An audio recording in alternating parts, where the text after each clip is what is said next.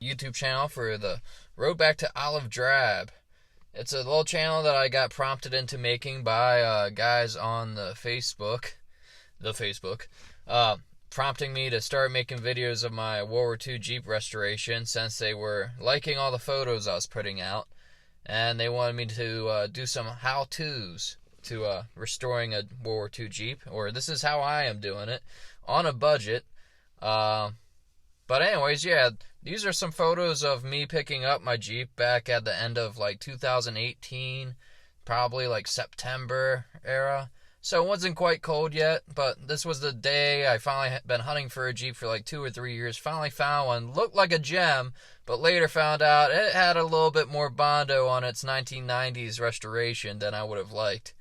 So I had my brother help me pick it up with me that day. It was like a 3-hour drive to maybe New Jersey, or I saw the Battleship New Jersey. So it was a good hike out there to pick up the Jeep, and it was pretty exciting. You have those just bought a Jeep jitters, but so it makes you kind of overlook any flaws that you might see on the day of the buy. But it's still a solid Jeep, but here I am 2 years later and still not driving it yet.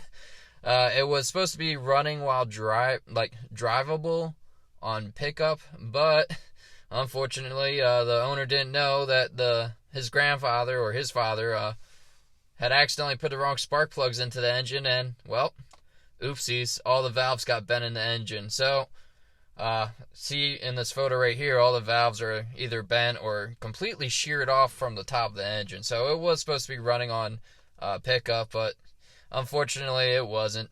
But I already drove up there to pick it up, so I figured, hey, keep on going with it. So here's some more photos of me slowly taking the engine out to work on it. Can't drive the Jeep without a working engine, so unfortunately my running Jeep, I had to start wrenching right into it from the get-go. Here I am sanding off or wire brushing the engine completely, all the paint. It had layers of paint on it.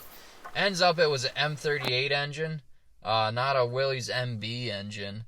So that was a little bit of a downer, but I was like, still need an engine to push this Jeep around, so we're going to keep at it. So I took all the paint off of it, scrubbed it down to raw metal, reseated the valves, reground the valves. Here's the engine finished. And unfortunately, like a month later, I ended up finding a wartime engine locally. So after I rebuild the engine, I end up finding a perfectly good wartime engine to put in my Jeep. So now I have a nice rebuild engine and another engine to rebuild to put in the Jeep. Don't know what I'm going to do with the rebuild engine. But yeah, I ground the valve seats on the engine, and that's a whole nother video. I actually made that video on Facebook. I can post it up. But yeah, so once I ended up taking the engine out of the Jeep, I started tearing it apart and doing a full restoration instead of just a repaint.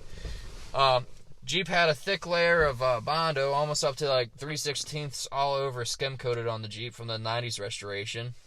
So it's pretty much just taking all that paint and Bondo off and slowly getting to the raw metal, and then just backfilling, slightly skim coating the pitting in the metal, and then doing a couple layers of primer and bringing the olive drab back onto the piece that I'm working on. Here's the gas tank. But yeah, it's a slow process. This looked like a reproduction tank that might have been purchased and just thrown in there, but it'll do the job for now. So yeah, it's just like slowly cutting through all that Bondo. The hood was a huge project. That took like a month or two. I'm not sure. The thing is, I'm working in between working on the Jeep, so unfortunately I don't get to spend a whole bunch of time working on this Jeep, but there I am cutting through the Bondo with some wire brush, still trying to find a good method. And through the wire brush, then you have layers of paint underneath the Bondo, and you're trying not to breathe all that in while you're grinding it off. And it has 3 layers of paint underneath the Bondo, so you're just, someone's trying to take out dents in the hood and other flaws and holes in it just by adding more Bondo to the problem. As it's known on more modern restorations, you don't throw Bondo at the problem, but it's understandable because early restorations didn't have the parts. They didn't have the parts available like we do nowadays, so at least they bondoed these Jeeps up for us to preserve them till they got to us so we could restore them. I don't fault anyone that did a Bondo restoration because it got the Jeep to survive and not go to the scrapyard that much longer. So a lot of these Jeeps probably would have ended up in the scrapyard if they didn't get a beautification of Bondo. So I'm happy about the Bondo job just because it kept the Jeep from going to the scrapyard. So this is me fixing there's a crack in the weld, or someone thought the line down the hood needed to go all the way to the end, so they chiseled it or filed it into the shape. So I had to re-add some weld, and then I had to re-profile it with some dremeling and grinding. So lots of welding, filling up holes that shouldn't be there on the hood. There's a nice layer of pitting all over the hood once you took off all the paint. So I pretty much was under the impression that I should be putting more primer on there and sanding it and priming instead of Bondo. I don't like Bondo too much, but for the deeper pits, I will come back with the Bondo after I do some primer coats and sanding. And then anything that's still showing after doing the prime job, I will come back with some Bondo and skim it and then sand that down. But on this restoration, I'd rather try and add metal back with welding or any other method, or even leading it, maybe using some solder to fill in holes, like pitting, not actual holes I could weld, just to clean up the look. I really want to avoid the Bondo job, but there in that photo you can see kind of some of the pitting. There's like little patches, like little clovers of pitting into the metal. So that's the hood. Finally spent a couple days stripping off all the paint. That was brutal. And finally got it clean, metal shiny. Oh, and there's people that always ask me to help them on restorations or do restorations for them. So I'm kind of like putting the Jeep off a little bit and stopping or pausing and getting sidetracked with other projects. Here's one of those projects. It was a World War I Doughboy helmet that I redid up and repainted and made it look pretty from the silver paint it used to be, and then aged it a little bit and turned it into a nice reenactor Marine Corps helmet. And there's a World War II helmet for a paratrooper unit. I matched the original photo of a emblem on the side of the helmet and did some artwork to make it look how it should be if it wasn't all deteriorated, and put it on the side of a helmet for a paratrooper. And here we are back at the the hood.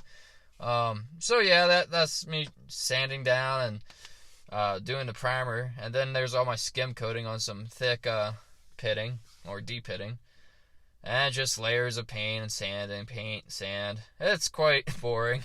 You're just waiting around for paint to dry, and then I finally got my loop chart holder, and there I am doing a jerry rig.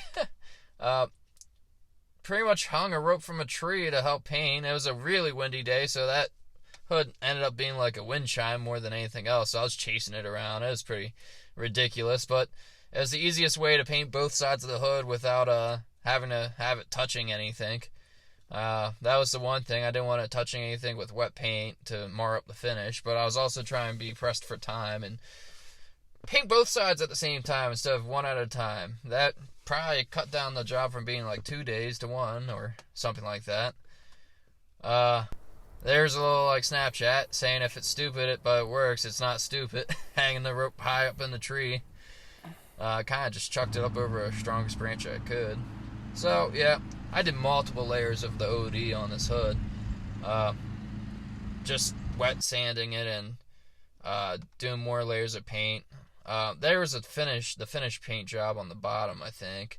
And here's a glove box. The glove box had pop rivets all through the data plates, so it had more holes than it should. So I had to weld up those holes just like the hood and sand it down and bring it back to how it should be. So pretty much this is the whole Jeep ended up being a little bit more than I want it to be. A lot more needs restored on it, but I figured while I have everything off of it, I should restore it from the metal up.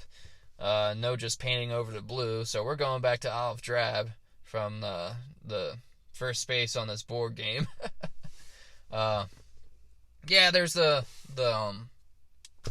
glove box all finished up. We're hanging the paint, and looks like we're at the end of the video. Sorry, ran out of time, ran out of photos to talk to you about. But yeah, this was just a recap on what has happened so far on the Jeep. You kind of saw I did the hood and other items on the hood, the grill, and other superficial parts, but we still got a lot of meat on the bone, so hopefully there'll be more videos in the future of me doing more in-depth tutorials, or at least showing you what I'm doing to restore parts in the future. Thanks for tuning in, and I'll catch you later. Goodbye.